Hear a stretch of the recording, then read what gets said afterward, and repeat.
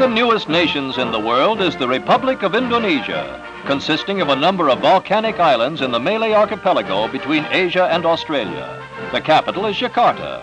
For the 73.5 million persons who live in the Republic, most of whom belong to the Malay race and are Muslims, the recent years have been marked by Dutch rule, Japanese military occupation, and the emerging of a sovereign nation, a self-styled Indonesian Republic headed by Ahmed Sukarno. Parleys and then armed conflict and United Nations intervention marked the period of Indonesia's achieving of independence from the Netherlands. The people exercised their right to vote, while in 1949 the Republic of the United States of Indonesia was established. The following year, the Federation was consolidated into one state and named the Republic of Indonesia. On July 5, 1959, President Sukarno assumed almost dictatorial powers by dissolving the Constituent Assembly and reinstating the 1945 Constitution.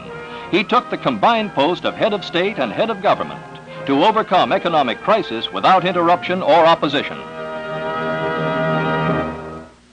Looking back on Indonesia's event-filled years since World War II, this was the celebration of Independence Day, marking the birth of the Republic.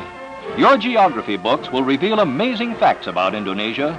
The group of islands comprising the sovereign state to which President Sukarno applied his conception of a guided democracy have a total area more than twice that of Texas. Economic crisis resulting from political upheaval was actually a paradox, for the islands, which include Sumatra and Java, constitute one of the world's richest natural areas. With independence, Sukarno's government took on great responsibilities, including problems of international scope, for communist groups immediately tried to take advantage of the new country's political and economic difficulties and introduce red doctrines.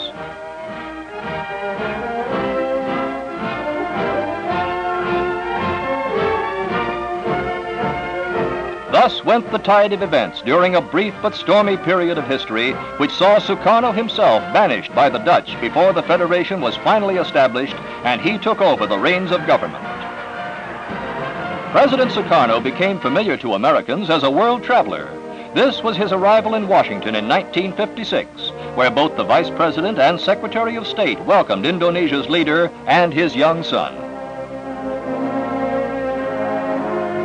This was to be a 19-day state visit, and it began with a welcome at the White House. Like many another foreign colony, Indonesia had remained a neutralist in its foreign policy. President Eisenhower greeted Sukarno as the head of a new government which had resisted pro-Soviet orientation. Indonesia looked to the U.S. for friendship and economic guidance in developing its vast natural resources.